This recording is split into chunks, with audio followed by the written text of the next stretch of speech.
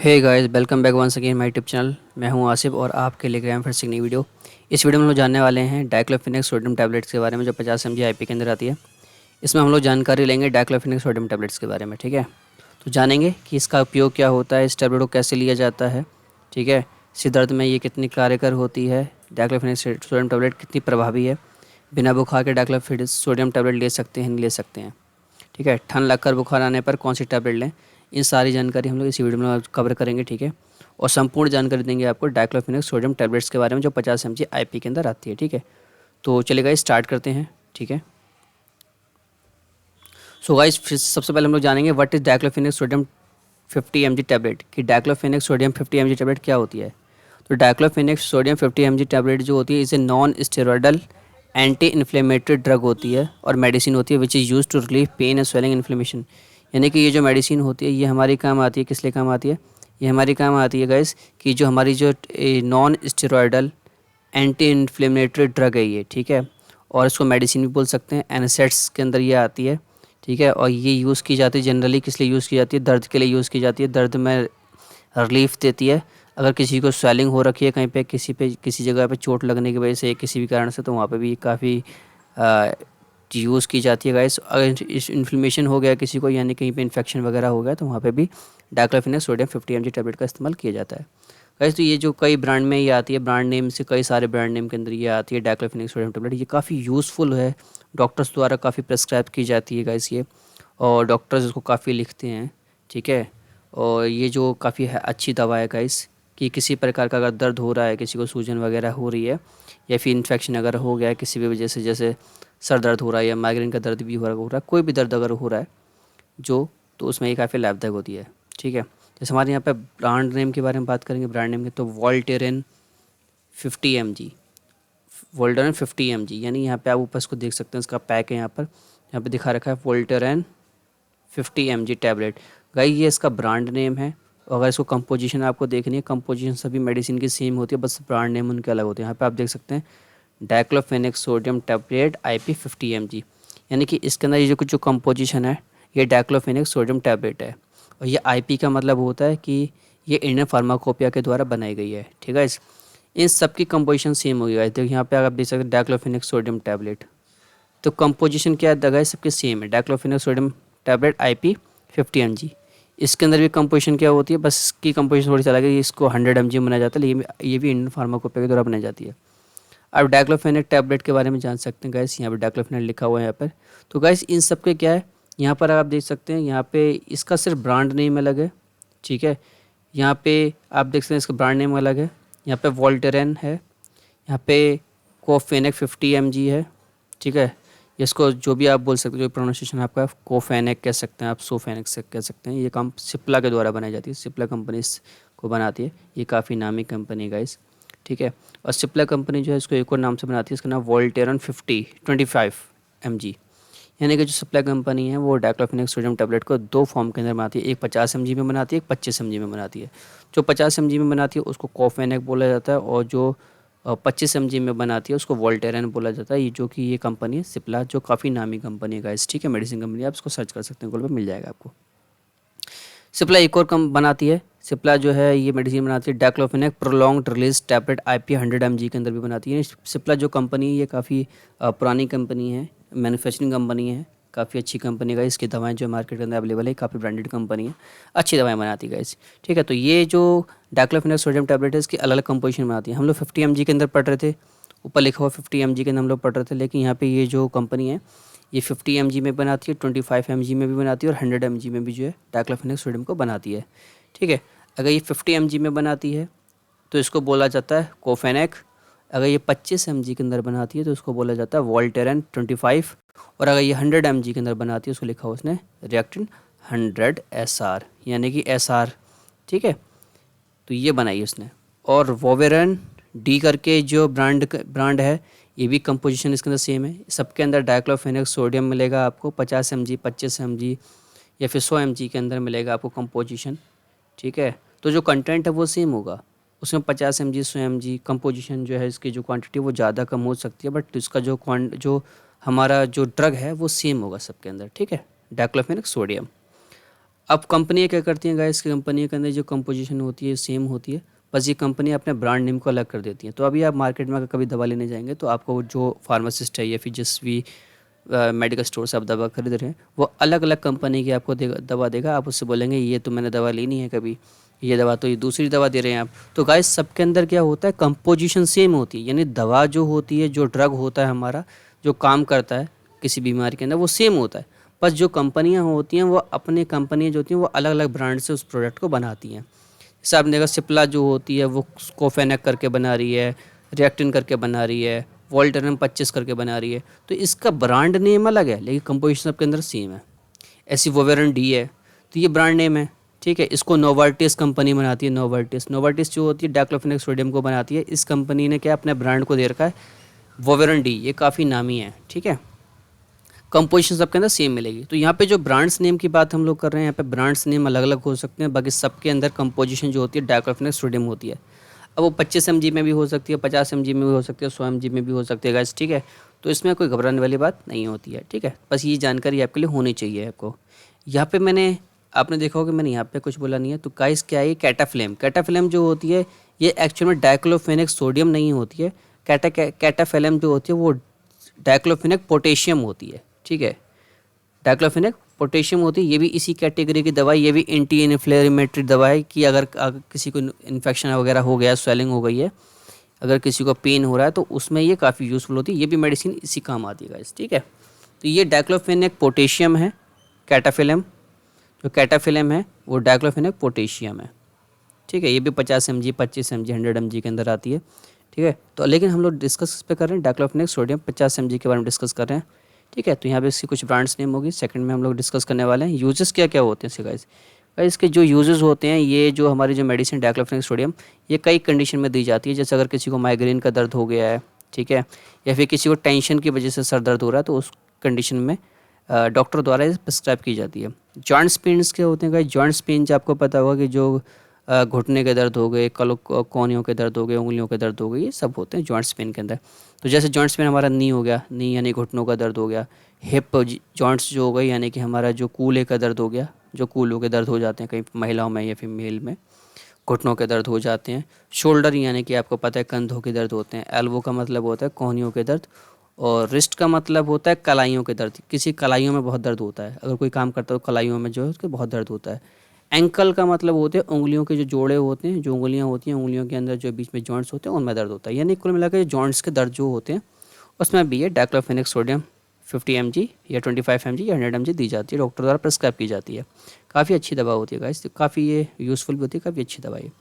अगर टूथ एके या dental pen, अगर किसी के दांत खराब हो गए जिसकी वजह से दांतों के अंदर दर्द हो रहा था, उसमें भी काफ़ी यूज़फुल होती है।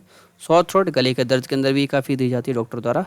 और पीरियड मेंस्ट्रुअल पेन्स, जो फीमेल होती हैं उनको अगर मेंस्ट्रुएशन होती है यानी कि अगर उनको ऋतुस्राव होता है या रजोधर्म होता है तो इस कंडीशन में क्या होता है गाइस, उनको काफ़ी पेन होता है। हर महीने 20 दिन के अंदर ये साइकिल चलती है, तो हर 28 दिन के अंदर उनको काफ़ी पेन झेलना पड़ता है। उसको मसल क्रैम्प भी बोलते हैं, मेंस्ट्रुअल क्रैम्प भी बोलते हैं, ठीक है। तो ये फीमेल के अंदर ये साइकिल होती है, हर महीने होती है। तो उस दर्द के अंदर भी, उन पीरियड्स की कंडीशन में ये दवा काफ़ी यूज़फुल होती है गाइस, ठीक है। उनको काफ़ी पेन होता है गाइस, फीमेल को जो काफ़ी पेन होता है इस कंडीशन के अंदर, तो उनको ये दवा काफ़ी हेल्पफुल होती है डाइक्लोफेनेक सोडियम। अर्थराइटिस, अगर किसी को जोड़ों के अंदर ऑस्टियोआर्थराइटिस का मतलब होता है गाइस जैसे जो दो हड्डियों के बीच में जो मज्जा होता है वो किसी एक्सीडेंट की वजह से या किसी भी कारण की वजह से वहाँ पे इन्फेक्शन अगर हो गया तो वहाँ पे ये काफ़ी यूज़फुल होती है। रोमेटॉइड अर्थराइटिस का मतलब होता है कि ये ऑटोइम्यून डिसऑर्डर होता है जो कि जन्म से होता है, ये जेनेटिक होता है। तो जिसके अंदर क्या होता है, जब महिलाएं या फिर मेल जो है जब वो बड़े हो जाते हैं तो ये ऑटोइम्यून डिसऑर्डर होता है। ये खुद की जो सेल्स होती हैं जॉइंट्स की उनको खुद ही ख़त्म कर देता है, जिसमें काफ़ी पेन इन्फेक्शन होता है और काफ़ी दर्द झेलने को मिलता है। तो उस कंडीशन में भी जो हमारे जो डाइक्लोफेनेक सोडियम है ये दी जाती है। एल्काइलोसिस स्पॉन्डिलाइटिस, एल्काइलोसिस स्पॉन्डिलाइटिस ये क्या होता है गाइस, अगर किसी की जो हमारे जो वर्टिब्रा होता है पीछे जो रीढ़ की हड्डियाँ होती हैं, जो रीढ़ की हड्डियाँ होती हैं उनके बीच में भी काफ़ी मज्जा होता है। तो वो किसी भी कारण की वजह से वो मज्जा अगर ख़त्म हो जाता है और वो हड्डियाँ पास पास में आ जाती हैं, इन्हें बिल्कुल चिपक जाती हैं आपस में, तो ऐसी कंडीशन के अंदर क्या होता है गैस, उसकी पीठ में यानी जो रीढ़ की हड्डी होती है काफ़ी दर्द देखने के लिए मिलता है। तो इस दर्द के अंदर जो दवा दी जाती है डॉक्टर द्वारा जो प्रेस्क्राइब की जाती है वो डाइक्लोफेनेक सोडियम भी दी जाती है गाइस। काफ़ी हेल्पफुल होती है, काफ़ी अच्छी होती है। यानी कि कई सारी दवाएं जो कई सारी बीमारियों में जो सबसे ज़्यादा दवाएं दी जाती है वो डाइक्लोफेनेक सोडियम है, जो दर्द के लिए निवारक होती है गाइस। वह इस दवा को बिना डॉक्टर के प्रिस्क्रिप्शन के या बिना डॉक्टर की सलाह के नहीं लेना चाहिए। कोई भी दवा हो, आपको क्या करना चाहिए, डॉक्टर से पहले सलाह लेनी चाहिए, उसके बाद ही आपको उस दवा को लेना चाहिए। डॉक्टर जब उसको प्रिस्क्राइब करेगा तभी आप उसको खरीदिएगा और लीजिएगा, ठीक है। तो जैसे भी वो आपको कहेगा उसी तरीके से लीजिएगा। हो सकता है हर बॉडी की कंडीशन अलग अलग होती है, ठीक है। मसल्स पेन, अगर किसी की मांसपेशियों में दर्द है, जैसे साइटिया का दर्द होता है, सियाटिका का दर्द होता है, और हर्निएटेड डिस्क जो होती है, जो हड्डियाँ जो होती हैं हमारी, जो बोन्स वगैरह हो जाती हैं, वो किसी वजह से साइटिका का दर्द होता है, यानी कि वहाँ पे जो जॉइंट्स होते हैं वहाँ पे डिस्क जो होती है वो एक्सचेंज हो जाती है, यानी कि हट जाती है, या फिर उसके बीच में जो गैप होता है वो कम हो जाता है। तो ऐसी कंडीशन में भी ये जब दर्द होता है तो उस कंडीशन में डाइक्लोफेनेक सोडियम दी जाती है गाइस, ठीक है।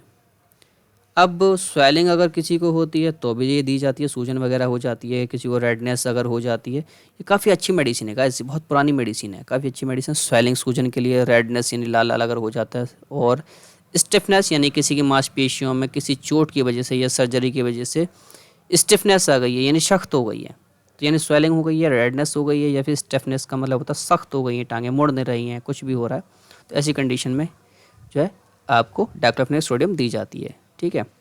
किसी इंजरी के अंदर, किसी सर्जरी के अंदर ज़्यादा दर्द हो रहा है तो उस कंडीशन में डाइक्लोफेनेक सोडियम दी जाती है। तो यहाँ पे हम लोगों ने जानकारी ली है कि इसका क्या क्या यूज़ होते हैं गाइस, ठीक है। तो नेक्स्ट चलते हैं कि ये अगला क्या है हमारा। तो अगला है हमारा side effects of diclofenac sodium 50 mg tablet. तो अगर कोई मेडिसिन को लंबे समय तक लेता है या फिर कम समय तक लेता है, शॉर्ट टाइम के लिए भी अगर वो लेता है डाइक्लोफेनेक सोडियम को, तो उसके क्या क्या साइड इफेक्ट देखने के लिए मिलते हैं वो हमें पता होना बहुत ज़रूरी है। क्योंकि अगर हमें कोई मेडिसिन हम ले रहे हैं तो हमें पता होना चाहिए उसके साइड इफेक्ट क्या क्या होते हैं, ठीक है। तो पहला साइड इफेक्ट होता है डिजीनेस, यानी सर भारी होना, सर भारी हो जाना, तो ये इसका साइड इफेक्ट देखने को मिलता है अगर हम इसको खाते हैं तो। हेडेक, यानी सर दर्द रहता है हल्का हल्का। स्किन पर रैशेस हो जाते हैं, आप इसे देख सकते हैं, स्किन पे, गले पे रैशेस हो जाते हैं, ठीक है। स्टोमक पेन, यानी कि पेट में दर्द होना शुरू हो जाता है हमारे, स्टोमक पेन, ठीक है। स्टोमक में काफ़ी जो है पेन होता है, तो ये इसका साइड इफ़ेक्ट है। नोज़िया, यानी जी मचलाना, यानी ऐसा लगना जैसे उल्टियाँ आ रही हैं, ठीक है, तो उसको जी मचलाना बोलते हैं हिंदी में, और इंग्लिश में बोलते हैं नोज़िया। या फिर उल्टी आ जाना, यानी जी मचलाने के साथ साथ उल्टी आ जाना, यानी कि इसका कुछ साइड इफ़ेक्ट है कि अगर आप ये मेडिसिन को लंबे समय तक लेते हैं तो इसके कुछ साइड इफ़ेक्ट देखने मिलते हैं, यानी सर भारी हो जाना, या फिर सर में दर्द रहना, या फिर रैशेस रहना, या पेट दर्द रहना, या फिर उल्टी जैसा रहना, या फिर उल्टी आ जाना। तो ये कुछ यहाँ पे मैंने आपको दिखा रखा है गाइस, आपको अच्छे से समझ आ गया होगा कि सर भारी होना, हेडेक होना, स्किन रैशेस होना, स्टमक होना, स्टमक पेन होना, नोज़िया होना, यानी कि जी में चलाना, और या फिर उल्टी आना, ठीक है। ये हैं कुछ इसका साइड इफ़ेक्ट। इसमें दिखा रखा अगर ये साइड इफ़ेक्ट, यदि इन साइड इफ़ेक्टों में से कोई भी आपको परेशान करता है, यानी अधिक से अधिक परेशान करता है या फिर परेशान करता है, यानी इसके अलावा और भी साइड इफ़ेक्ट हो सकते हैं गाइस, तो मैंने यहाँ पे सिर्फ आपको 6 दिखाए हैं कि ये 6 साइड इफ़ेक्ट आपको दिख रहे होंगे। इसके अलावा अगर आपको कोई भी और भी साइड इफ़ेक्ट देखने के लिए मिलता है, या इसमें से कोई साइड इफ़ेक्ट देखने के लिए ज़्यादा मिलता है, तो आपको क्या करना चाहिए, अपने डॉक्टर से, यानी अपना जो आपका चिकित्सक है, चिकित्सक बोलते हैं डॉक्टर, उससे परामर्श लेना चाहिए, उससे एडवाइस लेनी चाहिए, उसको बताना चाहिए, ठीक है, कि मैं इस मेडिसिन को लंबे समय तक ले रहा हूँ, और इस लंबे समय से, या फिर मैं इस समय जब मैं इस मेडिसिन को इस्तेमाल कर रहा हूँ तो इसके ये मुझे साइड इफेक्ट देखने मिल रहे हैं, तो वो आपको दूसरी मेडिसिन प्रिस्क्राइब करेगा या चेंज करेगा, ठीक है। If you experience any side effects or have concern about taking this medicine you should speak to your doctor। कि अगर आप किसी भी मेडिसिन को लेते हैं, इस मेडिसिन को लेते हैं, तो और आपको इसका साइड इफेक्ट देखने को मिलता है, तो कृपया करके अपने डॉक्टर से कंसल्ट जरूर करें, ठीक है। किसी भी मेडिसिन को लेने से पहले कंसल्ट जरूर करें, ठीक है। तो ये इसका कुछ साइड इफेक्ट है गाइस। अब इसके वार्निंग साइन क्या होते हैं गाइस, डाइक्लोफेनेक सोडियम टैबलेट से रिलेटेड जो वार्निंग साइन होते हैं कि if you should not use diclofenac if you have history of allergic reaction to aspirin और एनासिड्स। ये कहता है अगर आपको ऐसी दवाएं जो एस्प्रिन हैं या फिर एनासिड्स हैं, एनासिड्स का मतलब मैंने आपको बताया कि जो non steroidal anti inflammatory drug होती हैं, ठीक है। डाइक्लोफेनेक जो है इसी क्लास की ड्रग है, non steroidal anti inflammatory drug है। और या फिर एस्प्रिन से अगर किसी भी प्रकार की आपकी हिस्ट्री रही है, यानी कि अगर आपको इससे एलर्जी रही है, या फिर अगर आपको इससे नुकसान रहा है फ्यूचर में, पास्ट में, या फिर आपके पेरेंट्स से ये कोई हिस्ट्री रही है कि अगर आपको एनासिड्स वगैरह से या फिर एस्प्रिन वगैरह से कोई रिएक्शन रही है, तो आपको इसका यूज़ नहीं करना चाहिए गाइस, ठीक है।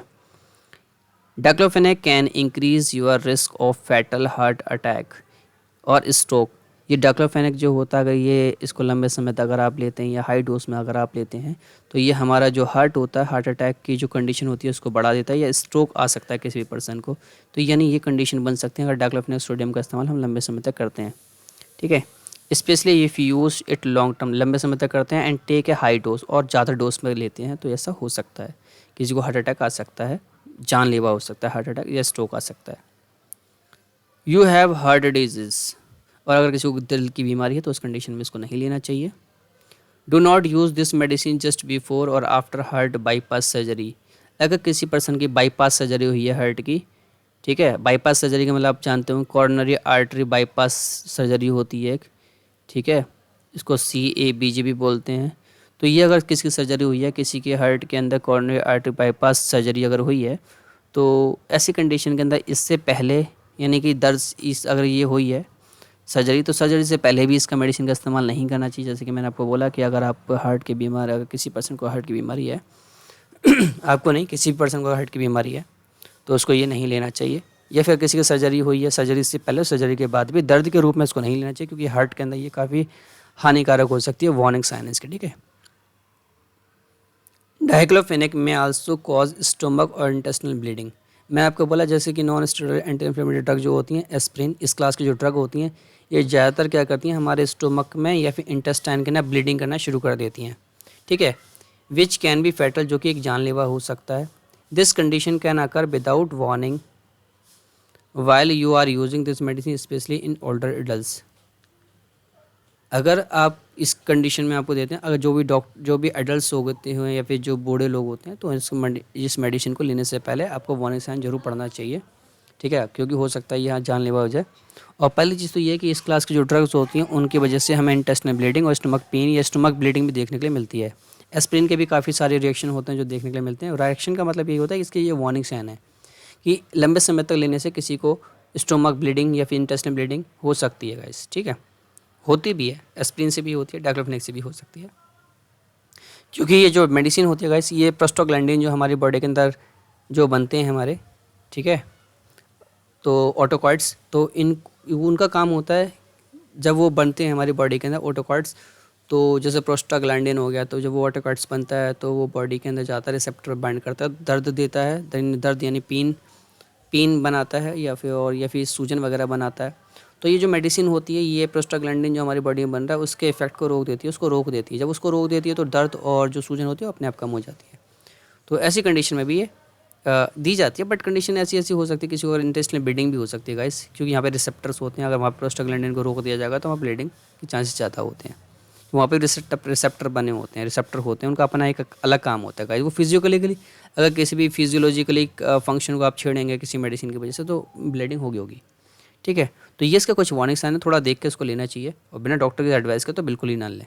ठीक है, diclofenac sodium tablet related before taking this medicine. इस मेडिसिन को दवा लेने से पहले आपको किस किस चीज़ का ध्यान रखना चाहिए। Diclofenac can increase your risk of fatal heart attack और स्ट्रोक, ये बढ़ा देगी, जो कि मैं आपको पहले बता चुका हूँ।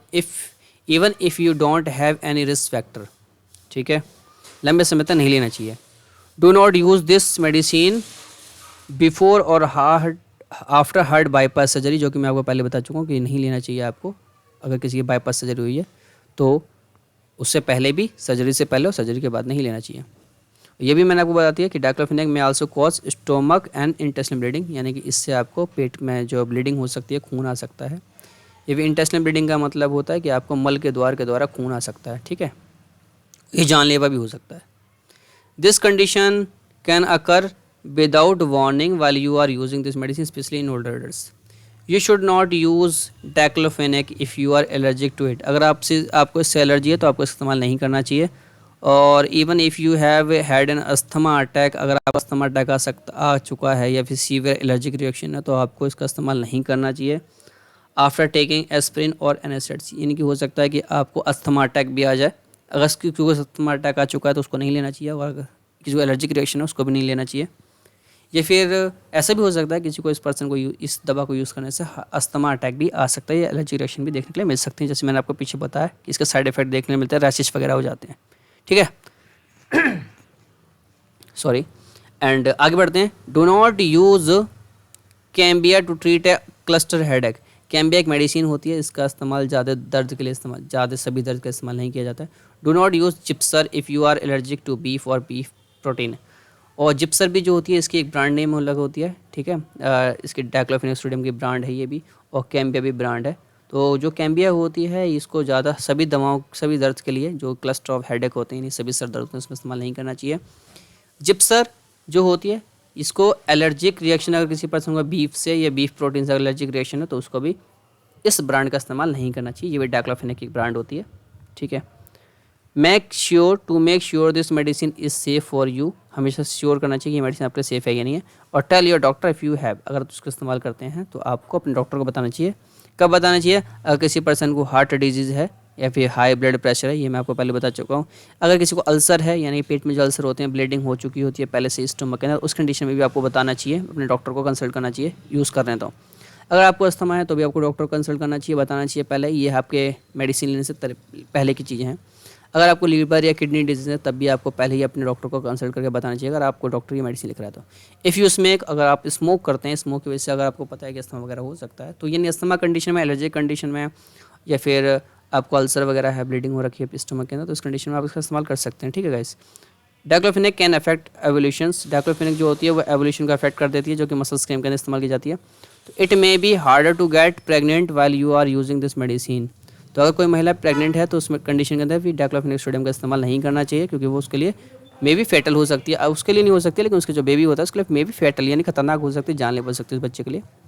इफ़ यू आर प्रेग्नेंट, अगर कोई महिला प्रेग्नेंट है या अगर प्रेग्नेंट हो, you should not take diclofenac unless your doctor tell you to. जब तक डॉक्टर आपको ये प्रेस्क्राइब नहीं करेगा, जब तक आपको ये डाइक्लोफेनेक सोडियम नहीं लेनी चाहिए। टेकिंग ए एनेसेट्स, अगर आप ये दवा ले रहे हैं, non steroidal anti inflammatory drug ले रहे हैं, अगर आप एनेसेट्स ले रहे हैं जैसे एस्प्रिन या डाइक्लोफेनेक ले रहे हैं आप, तो during the last 20 week of pregnancy can cause serious heart और किडनी प्रॉब्लम्स। तो ऐसा हो सकता है कि अगर जो प्रेग्नेंट बेबी है, अगर उसका जो बेबी है वो 20 मंथ का अगर हो, 20 हफ्तों का अगर वो हो चुका है, 20 हफ्तों का आप समझते होंगे 20 हफ्ते का मतलब क्या होता है। 20 हफ्ते का मतलब ये होता है 4-5 महीने का बच्चा अगर होता है, तो उस कंडीशन में वो जो हार्ट होता है, हार्ट डिजीज़ में भी हो सकती है, किडनी डिजीज़ में भी हो सकती है, देखने में मिल सकती है। किस में देखने में मिल सकती है? उस अनबॉर्न बेबी के ना, जो पैदा नहीं हुआ है। And possible complication with your pregnancy, या फिर इस महिला को जो प्रेग्नेंट है उसको भी कॉम्प्लिकेशन हो सकती हैं। तो बिना डॉक्टर की कंसल्ट के ये किसी प्रकार की मेडिसिन नहीं लेनी चाहिए। तो गाइज़, अगर कोई महिला प्रेग्नेंट है तो उसको बहुत सोच समझ कर मेडिसिन लेनी चाहिए। डाइक्लोफेनेक सबसे पहले डॉक्टर से कंसल्ट करना चाहिए, डॉक्टर जिस तरीके से बोले उस तरीके से लेनी चाहिए, अदरवाइज़ नहीं लेना चाहिए, क्योंकि ये क्या कर सकती हैं गाइस, बहुत कुछ कर सकती हैं। बच्चों को में जो बच्चे होते हैं उसमें हार्ट या किडनी डिजीज़ पैदा कर सकती हैं जो पैदा नहीं हुए, या फिर जो महिला प्रेग्नेंट है उसको भी उसके लिए कॉम्प्लिकेशन पैदा कर सकती हैं। It may not be safe to breastfeed while using this medicine, ask your doctor any risk. ये कहता है कि ये जो मेडिसिन है वो अगर कोई महिला ब्रेस्ट फीडिंग यानी दूध पिलाने वाली महिला है, बच्चा पैदा हो गया और बच्चे को दूध पिलाती है, तो बच्चे के लिए सेफ़ नहीं है ये, ठीक है, क्योंकि ये भी क्या करती है, ये मिल्क के अंदर पास आउट हो जाती है और बच्चे की बॉडी में चली जाती है, जिससे हाई रिस्क देखने के लिए मिल सकते हैं, ठीक है। तो बिना डॉक्टर से कंसल्ट किए इस मेडिसिन को नहीं लेना चाहिए। Diclofenac is not approved for use by anyone younger than 18 year old, ठीक है। Diclofenac is not approved for use by anyone younger than 18 year old. 18 साल से कम बच्चों, 18 साल से कम उम्र के जो लोग होते हैं, पर्सन या बच्चे जो होते हैं या लोग जो होते हैं, महिलाएं होती हैं, ठीक है, स्त्रियां होती हैं या फिर पुरुष होते हैं, 18 साल से कम उम्र के होते हैं, तो उनके लिए अप्रूवल नहीं है कि वो इसका इस्तेमाल करें, ठीक है। 18 साल के बाद ही जो 18 साल का हो जाता है उसके लिए ये यूज़ कर सकता है। 18 साल से पहले के जो होते हैं उनके लिए इस डाइक्लोफेनेक का यूज़ करना नुकसानदायक हो सकता है, इसमें भी फैटल हो सकता है, ठीक है। तो डॉक्टर की कंसल्ट के बिना तो कोई भी मेडिसिन नहीं लेनी चाहिए और ये भी नहीं लेनी चाहिए। डोज इन्फॉर्मेशन क्या है गाइस, मैं आपको जानकारी दूंगा। डोज इन्फॉर्मेशन ये किस तरीके से ये इसकी डोज रहती है, किस तरीके से इसमें इस्तेमाल किया जाता है। Usual adult dose for osteoarthritis, अगर किसी पुरुष को या किसी महिला को ऑस्टियोआर्थराइटिस है, यानी कि जॉइंट्स जो होते हैं, किसी भी एक्सीडेंट की वजह से इन्फेक्शन अगर हो गया जॉइंट्स में, ठीक है, कूलों के जॉइंट्स हो गए या फिर घुटनों के जॉइंट्स हो गए, उंगलियों के जॉइंट्स हो गए, कोहनियों के जॉइंट्स हो गए, तो उसमें इसको कैसे लेना है। तो डाइक्लोफेनेक फ्री एसिड कैप्सूल लेना चाहिए जो कि 25 mg के अंदर आनी चाहिए, और औरली यानी कि 3 दिन में 3 बार ले सकते हैं इसको आप, ₹35 नहीं सॉरी 35 mg यानी कि 35 mg के अंदर ये आती है, वो आप दिन में 3 बार इस्तेमाल कर सकते हैं। ठीक है, इससे ज़्यादा नहीं करना है। डाइक्लोफेनेक पोटेशियम आती है, जैसे सोडियम आती है वैसे पोटेशियम आती है। इमीडिएट रिलीज टैबलेट होती है ये। ठीक है, ये भी 50 mg के अंदर आती है। इसको मुंह के द्वार से यानी मुख के द्वार, ओरली का मतलब होता है मुंह से खाना है पानी के साथ। इसको भी 2 से 3 बार ले सकते हैं आज दिन में, इससे ज़्यादा नहीं लेना है किसी मेडिसिन को। डाइक्लोफेनेक सोडियम एंटरिक कॉटेड टैबलेट आती है गाइस, तो इसको ये भी 50 mg के अंदर आती है। इसको भी 2 से 3 बार दिन में ले सकते हैं आप। और 75 अगर mg में आती है, इसकी हाई पावर में आती है, तो 2 दिन में 2 बार ही लें। अगर किसी को 50 mg में आती है तो ये 2 से 3 बार वो ले सकता है, और अगर 75 mg में अगर वो आती है तो वो दिन में 2 बार ले सकता है। मैक्सिमम डोज जो है गाइस उसकी 150 mg रहनी चाहिए डेली। मैक्सिमम डोज इतनी रहनी चाहिए, इससे ज़्यादा नहीं होनी चाहिए, क्योंकि इससे बॉडी पे काफ़ी इफेक्ट देखने के लिए मिल सकते हैं। तो बिना डॉक्टर की कंसल्ट के तो आपको कोई भी मेडिसिन नहीं लेनी, जैसे डॉक्टर बोलेगा वैसे लेनी चाहिए। ये जनरल इन्फॉर्मेशन है कि कैसे ली जाती है। ठीक है, diclofenac sodium extend release tablet जो होती है वो 100 mg के अंदर आती है, और ये दिन में 1 बार लेनी होती है। तो मैंने आपको गाइस पहले बताया कि मैक्सिमम कितनी ड्यूरेशन कितनी लेनी चाहिए, 150 mg डेली। अगर किसी पर्सन को है तो मैक्सिमम यानी ज़्यादा से ज़्यादा 150 ले सकते हैं वो एक दिन में, इससे ज़्यादा नहीं लेनी है। ठीक है, तो अगर आप 35 करेंगे तो भी 150 mg से ही कम होता है।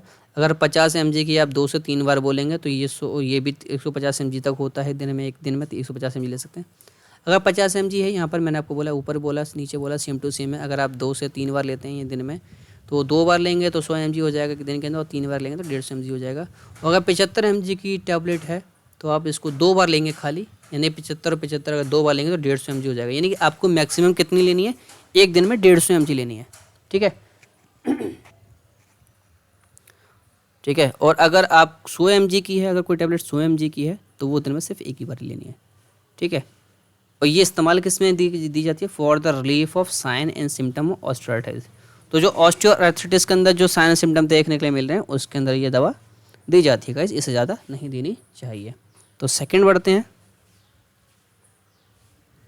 Dose information. डोज इन्फॉर्मेशन है हमारी सेकंड वाली, क्या है, पिछले में तो हमारा दिखा रहा था ऑस्टियोआर्थराइटिस वाले पर्सन को कैसे दवा लेनी चाहिए। अगर किसी को एनकाइलोसिस स्पॉन्डिलाइटिस है, यानी कि अगर किसी की जो रीढ़ की हड्डी है उसके बीच में गैप ख़त्म हो गया है, जिसकी वजह से वहाँ पे जो है बहुत पेन हो रहा है।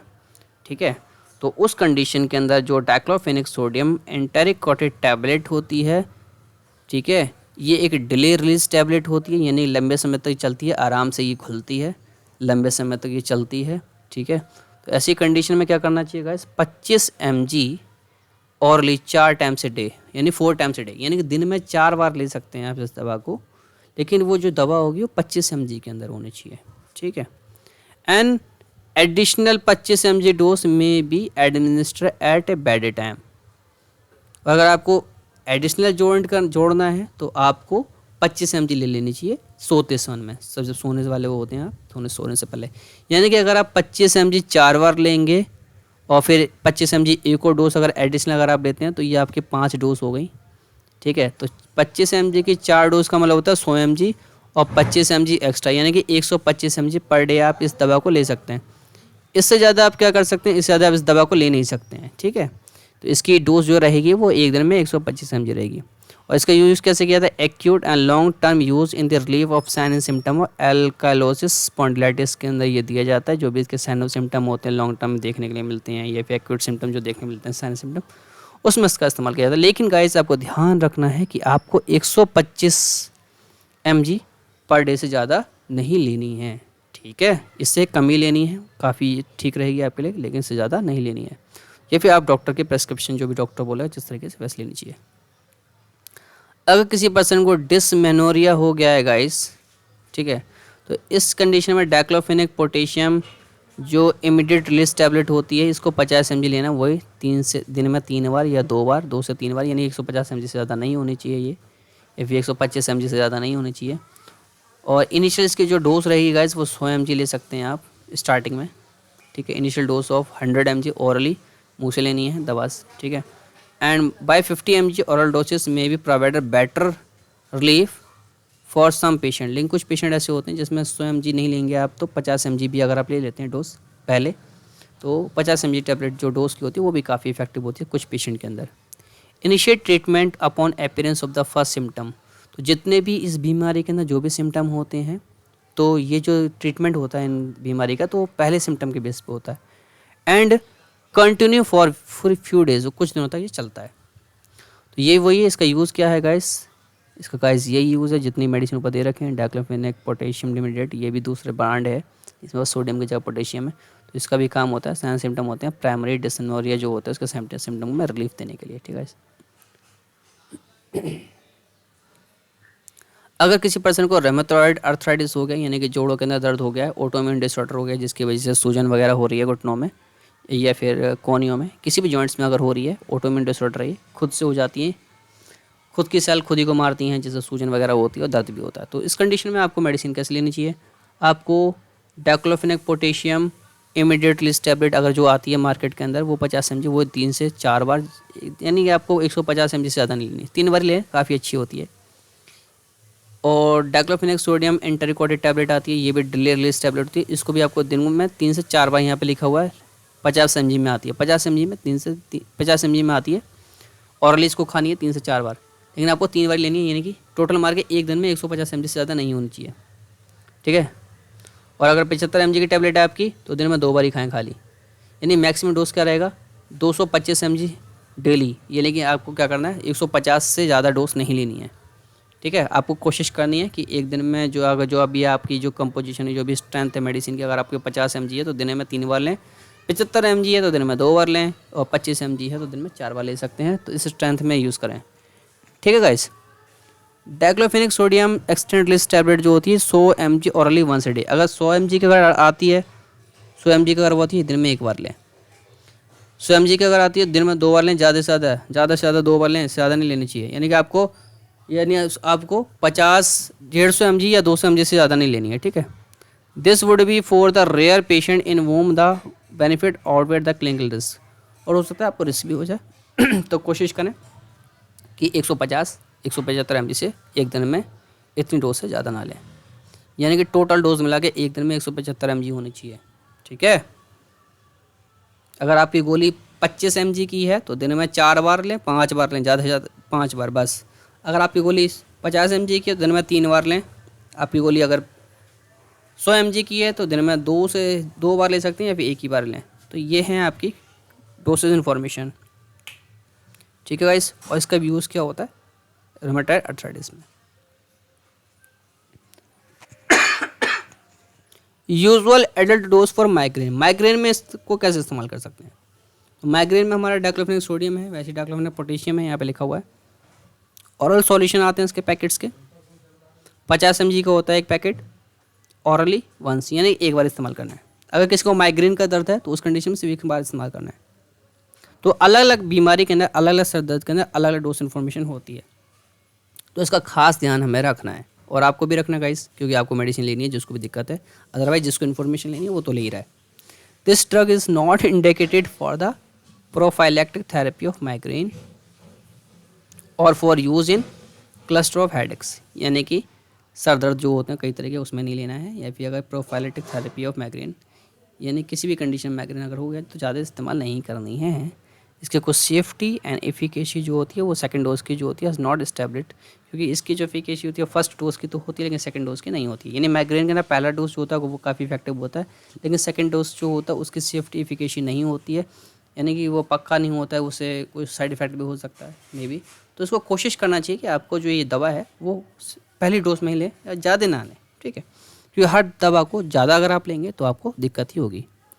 तो ये एक्यूट ट्रीटमेंट ऑफ माइग्रेन के अंदर ये दी जाती है, और विद और विदाउट ऑरा, ठीक है।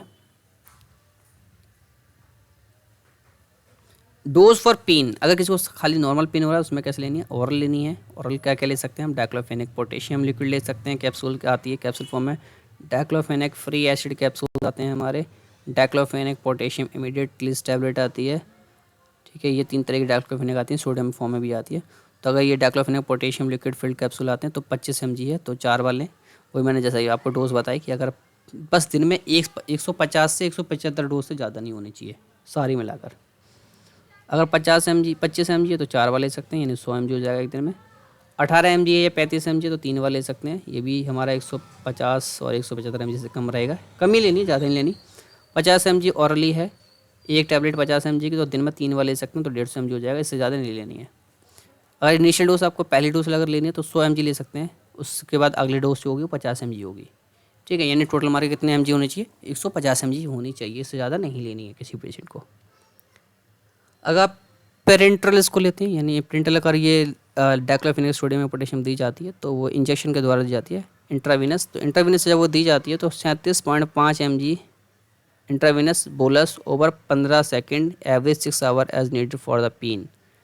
तो अगर किसी को दर्द हो रहा है तो 137 mg देनी है इंट्रावीनस, ठीक है। 15 सेकेंड के अंदर दे देनी है, ठीक है। हर 6 घंटे में, हर 6 घंटे में 15 सेकंड के अंदर दे देनी है इंट्रावीनस। और मैक्सिमम डोज क्या रहना चाहिए इसका 150 mg, यानी इस डोज से ज़्यादा होनी नहीं चाहिए, क्योंकि patient should be well hydrated prior to intravenous administration of this drug in order to reduce the risk of the adverse renal reaction.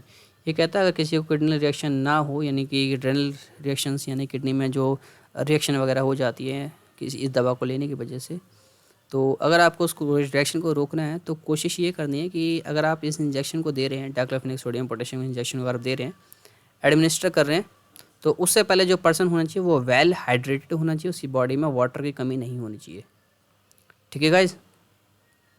और ख़ासकर डाइक्लोफेनेक पोटेशियम अगर आप दे रहे हैं तो उस कंडीशन में जो पर्सन होता है वो वेल हाइड्रेटेड रहना चाहिए, क्योंकि उस कंडीशन में क्या होता है, पर्सन की बॉडी से वाटर लॉस हो जाता है, जिस कंडीशन में रेनल रिएक्शन जो हो जाती है, यानी कि रेनल में दिक्कत हो जाती है, किडनी फेलियर होने के चांसेस ज़्यादा होते हैं। तो कोशिश ये करें डॉक्टर्स जो है वो अच्छे से मेडिसिन को लगाएं, और जो डॉक्टर की प्रिस्क्रिप्शन के साथ तो कोई मेडिसिन लेनी ही नहीं बिल्कुल, ठीक है। फॉर द यूजेस क्या है इसका, for the management of mild to moderate acute pain, यानी कि जो दर्द होते हैं माइल्ड से मॉडरेट तक के उन सब में दी जाती है, ऑरली भी दी जाती है और इंट्रावेनस यानी कि इंजेक्शन के द्वारा लगाई जाती है and moderate to severe pain alone or in combination with opioid analgesic. तो इस दवा को ऑपियोइड एनाल्जेसिक जो होते हैं इसका साथ भी लगाया जाता है और अकेले भी लगाया जा सकता है। तो गाइस ये जो दवा है मेडिसिन है, इसकी प्रॉपर इन्फॉर्मेशन आपको होनी चाहिए कि क्या इसका यूज़ होते हैं, क्या इसके साइड इफ़ेक्ट होते हैं, क्या इसके एडवर्स इफेक्ट होते हैं, किस किस मेडिसिन के साथ इसको लेना चाहिए, इसकी डोज इन्फॉर्मेशन यानी कितनी लेना चाहिए एक दिन में, कितनी इसकी स्ट्रेंथ लेनी चाहिए और इसका कितना इफेक्ट होता है। और ये हमें ये बहुत इंपॉर्टेंट जानना है कि ये जो दवा हम ले रहे हैं इसका किसी दूसरी दवा के साथ कोई इंट्रैक्शन तो नहीं है। हो सकता है आप दूसरी दवा खा रहे हैं और ये भी दवा खा रहे हैं, तो ये दवा दूसरी दवा के साथ मिलकर रिएक्शन कर देती है बॉडी के अंदर, इसलिए हमें खास ध्यान रखना है। अपने डॉक्टर को तो खास बताना है कि जो दवा अगर आप ले रहे हैं पहले से, तो डॉक्टर को सारी इन्फॉर्मेशन देनी है कि मैं ये दवा ले रहा हूँ और इसके साथ डॉक्टर अगर ये दवा लिखता है तो उसको पता होगा कि इसके क्या क्या साइड इफ़ेक्ट या क्या क्या इसके कॉन्ट्राडिक्शन देखने के लिए मिलेंगे, यानी कि हो सकता है कोई रिएक्शन हो जाए, तो ये डॉक्टर को पता होना चाहिए। इसलिए डॉक्टर हमेशा ये पूछते हैं कि आप कोई मेडिसिन पहले से तो नहीं ले रहे हैं, क्योंकि इसकी वजह होती है कि जो डॉक्टर मेडिसिन लिखेगा वो मेडिसिन और जो आप मेडिसिन पहले से खा रहे हैं जो आपने डॉक्टर को नहीं बताई है, तो वो जो मेडिसिन है और जो डॉक्टर ने मेडिसिन लिखी है वो दोनों मेडिसिन आपस में रिएक्ट कर सकती हैं जब आप खाते हैं तो, ठीक है, जिससे बॉडी के अंदर कोई भी नुकसान हार्मफुल इफेक्ट देखने के लिए मिल सकता है। इसलिए डॉक्टर आपको पूछते हैं, तो आप कृपया करके सारी इन्फॉर्मेशन डॉक्टर को दो, डॉक्टर से कुछ भी ना छुपाएं, ठीक है। तो यहाँ पे हम लोग डिस्कस करने वाले हैं कि कौन कौन से ऐसे ड्रग हैं जिनके साथ ये जो हम दवा ले रहे हैं डाइक्लोफेनेक सोडियम, जो कि एक एनएसएड्स क्लास की ड्रग है। कौन सी क्लास की ड्रग है, NSAIDs, non steroidal anti inflammatory drug class की ये एक ड्रग है। ये दूसरी ड्रग के साथ क्या क्या इफेक्ट शो कर सकती है, किसके साथ इसके नुकसान होते हैं, किसके साथ इसके फ़ायदे हो सकते हैं, तो हमें ये जानना है, ज़रूरी है। तो ये यहाँ पे मैंने आपको यहाँ पे दिखा रखा है कि ask your doctor before using diclofenac. Diclofenac इस्तेमाल करने से पहले अपने डॉक्टर को ज़रूर बताएं। कब बताएं, if you take an antidepressant, यानी कि अगर आप किसी डिप्रेशन की टैबलेट ले रहे हैं, दवा ले रहे हैं डिप्रेशन की, तो उससे पहले आप डॉक्टर को ज़रूर बताएं कि मैं डिप्रेशन की टैबलेट ले रहा हूँ, ठीक है। डॉक्टर आपको ये बताएगा कि इसकी क्या साइड इफेक्ट हो सकते हैं डाइक्लोफेनेक के साथ लेने की वजह से, यानी डाइक्लोफेनेक को अगर आप डिप्रेशन टैबलेट के साथ लेते हैं तो क्या क्या दिक्कतें हो सकती हैं। तो taking certain antidepressant with an NSAIDs may cause you to ब्राइश और ब्लीड ईजिली। ये कहता है कि अगर आप इस तरीके से मेडिसिन लेते हैं तो जो एनेसेट्स होता है में कॉज ब्रेश और ब्लीड ईजिली। तो हो सकता है कि जो एंटी डिप्रेशन टैबलेट अगर आप ले रहे हैं डाइक्लोफेनेक के साथ तो इसकी वजह से बॉडी के अंदर काफ़ी सारी ब्लीडिंग हो जाए आराम से। ठीक है, इसलिए बिना डॉक्टरी कंसल्ट के कोई भी मेडिसिन नहीं लेनी चाहिए और डॉक्टर को बताना ज़रूर है कि जो मेडिसिन डॉक्टर लिख रहा है वो मेडिसिन, और जो मेडिसिन आप पहले से ले रहे हैं किसी भी वजह से ले रहे हैं वो मेडिसिन ले रहे हैं तो वो बताना नहीं भूलना कि मैं मेडिसिन ले रहा हूँ, नहीं तो आपकी बॉडी में भी साइड इफ़ेक्ट देखने मिल सकता है। जैसे इसके साथ देख रहा है इसमें लिखा हुआ ना ब्लीडिंग हो सकती है काफ़ी अगर आप इसके साथ लेते हैं दूसरी टैबलेट। तो टेल योर डॉक्टर बिफ about all your others medicine, जैसे मैंने आपको बोला जो भी आप मेडिसिन ले रहे हैं बताएं पहले। हार्ट की प्रॉब्लम है किसी को या ब्लड प्रेशर की प्रॉब्लम है, उसकी मेडिसिन कोई पर्सन ले रहा है, ठीक है, इंक्लूड डायरेटिक्स ले रहा है या फिर वाटर पिल ले रहा है, तो ऐसी कंडीशन में भी डॉक्टर को ज़रूर बताएं। ठीक है,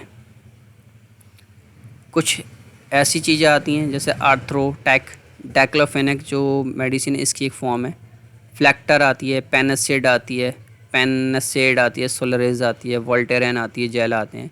तो ये कुछ चीज़ें मेडिसिन आती हैं जो कि डाइक्लोफेनेक की फॉर्म है, यानी डाइक्लोफेनेक की कुछ ब्रांड्स होती हैं, यानी कि डाइक्लोफेनेक जो होती है इस फॉर्म के अंदर बनाई जाती है, जेल फॉर्म में बनाई जाती है, टैबलेट फॉर्म बनाई जाती है, कैप्सूल फॉर्म में बनाई जाती है।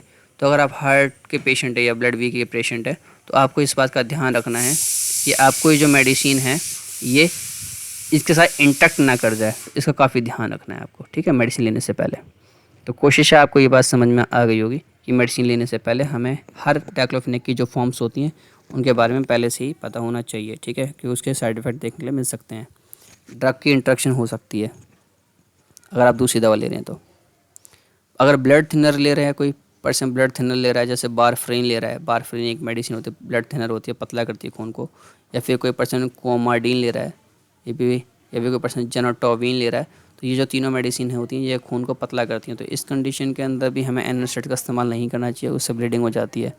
ठीक है, इंटेस्टिनल ब्लीडिंग हो जाती है, यानी खून आ जाता है मल के द्वारा, यानी लैट्रिन के रास्ते खून आ जाता है, यानी पोटी के साथ साथ खून आ जाता है। ठीक है, क्योंकि ये जो दवाएं होती हैं ब्लड थिनर जो खून को पतला करती हैं, इनके साथ जो हमारी जो दवा है डाइक्लोफेनेक ये रिएक्ट कर जाती है और जिससे ब्लीडिंग हो जाती है। ठीक है, कुछ एनेस्टेट जैसे एस्प्रिन वगैरह हो गया, आइबुप्रोफेन हो गया, ठीक है, ये भी एनेस्टेट्स हैं, यानी कि एनेस्टेट्स के साथ भी नहीं लेनी चाहिए, बहुत ध्यान रखना चाहिए। जैसे डाइक्लोफेनेक हो गया और एस्प्रिन हो गया, ये दोनों एनेस्टेट्स हैं, यानी कि non steroidal anti inflammatory drug है। इसी क्लास के अंदर ये दोनों दवाएं आती हैं, सेम क्लास के अंदर आती हैं, तो इन दोनों दवाओं को भी एक साथ नहीं लेना है, इससे भी नुकसान हो सकता है। एस्प्रिन हो गया, आइबुप्रोफेन हो गया, एडविल हो गया, मोट्रिन हो गया, नेप्रोक्सेन हो गया, एलिव हो गया, कोलेकोस हो गया, सेलेब्रैक्स हो गया, एंडोमेथासिन हो गया और मेलोक्सिकैम हो गया। कुछ ऐसी ड्रग्स होती हैं जो कि एनेस्टेट्स के अंदर आती हैं। इन दवाओं के साथ भी हमें डाइक्लोफेनेक को नहीं लेना चाहिए, खास ध्यान रखना चाहिए, क्योंकि ये ड्रग आपस में इंटरेक्ट कर लेती हैं। एक क्लास के ड्रग हैं, इन सब का काम ही सेम ही है। एस्प्रिन का काम भी, आइबुप्रोफेन का काम भी दर्द को रोकना होता है, नेप्रोक्सन का भी काम भी दर्द को रोकना होता है, एस्प्रिन का काम भी दर्द को रोकना होता है। डिस्प्रिन पहले आती थी, डिस्प्रिन भी इसी क्लास की ड्रग थी, डिस्प्रिन बंद हो गई, उसका काम भी सर को दर्द को रोकना था, पेन को रोकना था। लेकिन ये ड्रग काम सबका सेम है, लेकिन इनको एक साथ नहीं लेना चाहिए, क्योंकि ये आपस में भी एक दूसरे से इंटरेक्ट कर जाती हैं, रिएक्ट कर जाती हैं, जिसकी वजह से क्या होता है एडवर्स डिफेक्ट बॉडी पर देखने के लिए मिलता है, हार्मफुल इफेक्ट जो होता है वो शरीर पर देखने के लिए मिलता है। ठीक है, तो खास ध्यान रखना चाहिए, डॉक्टर को बता देना चाहिए कि अगर आप ये मेडिसिन ले रहे हैं तो। ठीक है, this list is not complete, ये लिस्ट कभी कंप्लीट नहीं हुई है जो ऊपर मैंने आपको लिखी। इसके अलावा और भी दवाएं होती हैं जिनके साथ इंटरेक्ट करती है डाइक्लोफेनेक, तो बहुत सोच समझ के लेना चाहिए। अदर ड्रग में इंटरेक्ट विद डाइक्लोफेनेक, क्योंकि दूसरी ड्रग जो होती हैं वो डाइक्लोफेनेक से इंटरेक्ट कर सकती हैं, including prescription and over the counter medicine. या तो वो मेडिसिन प्रिस्क्राइब्ड हो, यानी डॉक्टर ने लिखी हो, ठीक है, ये भी ओवर द काउंटर, यानी कि आप मार्केट से अपने आप खरीद के ला सकते हैं, जो डॉक्टर होते हैं, जो आपके जो मेडिकल स्टोर वाले होते हैं वो बिना प्रिस्क्रिप्शन के, यानी कि प्रिस्क्रिप्शन होती है डॉक्टर पर्ची पर लिखता है ना, तो बिना पर्ची के दे देते हैं आपको उस दवा के साथ, या फिर डॉक्टर पर्ची पर कोई दवा लिखता है तो उसकी दवा के साथ, दोनों दवाओं के साथ जो होता है ये इंटरेक्ट कर सकते हैं, इसलिए खास ध्यान रखना चाहिए लेने से पहले। ओवर द काउंटर मेडिसिन कौन कौन सी, विटामिन हो गए, विटामिन के साथ भी जो होती है वो रिएक्ट कर जाती है डाइक्लोफेनेक, या फिर कोई हर्बल प्रोडक्ट हो गया उसके साथ भी रिएक्ट कर सकती है डाइक्लोफेनेक। तो कोशिश करनी चाहिए डॉक्टर को जरूर बताएं सारी चीज़, ठीक है, और बिना डॉक्टर की एडवाइस के मेडिकल स्टोर से कोई भी दवा लेकर नहीं खानी चाहिए। Not all possible drug interaction listed यार, सारे के सारे ड्रग इंट्रैक्शन यहाँ पे जो भी हैं कोशिश मैंने जितनी भी की है यहाँ पे मैंने दे दी है। इसके अलावा और भी बहुत सारी लिस्ट होती है जो मैं यहाँ नहीं दे सकता हूँ क्योंकि काफ़ी लंबी लिस्ट होती है। इतनी चीज़ें मैंने आपको बता दी है, काफ़ी इंपॉर्टेंट है आपके लिए कि आपको डाइक्लोफेनेक मेडिसिन जो होती है वो हर किसी मेडिसिन के साथ नहीं लेनी है, डॉक्टर की सलाह के द्वारा लेनी है, डॉक्टर को सारी इन्फॉर्मेशन देनी है उसके बाद लेनी है। मेडिकल स्टोर से खरीद के नहीं लेनी है। कोई भी मेडिकल स्टोर से आपने दवा ले ली और फिर डाइक्लोफेनेक भी ले ली एक साथ खा लिया तो उससे आपको इन्फेक्शन देखने मिलेगा। आपको बारफेरिन, आइबुप्रोफेन, एस्पिरिन ये जो टैबलेट्स आती हैं इसी क्लास की हैं, ये भी दर्द के साथ दर्द में दी जाती हैं, लेकिन एक साथ इनको नहीं लेना है क्योंकि ये आपस में भी इंटरेक्ट कर जाती हैं, जिससे हमारे बॉडी पर साइड इफेक्ट देखने के लिए मिलता है और ड्रग रिएक्शन देखने के लिए मिलती है। जैसे कहते हैं कि आपको रिएक्शन हो गई, किसी पर्सन ने कह दी कि भाई इस पर्सन ने 2 दवाएं खा ली या किसी एक दवा खा ली, इसको रिएक्शन होगी, बॉडी पे दाने वाने निकल आए या फिर कुछ और हो गया, इन्फेक्शन हो गया, इंजरी हो गई, दर्द हो गया या कुछ और भी हो गया, लीवर ख़राब हो गया, किडनी ख़राब हो गई, तो ये सब भी इसके साइड इफेक्ट होते हैं। तो हमें बिना डॉक्टर के सलाह के, बिना डॉक्टर के एडवाइस से कोई मेडिसिन नहीं लेनी चाहिए और डॉक्टर को सारी मेडिसिन जो भी आप ले रहे हैं उसको ज़रूर बताएं, ठीक है।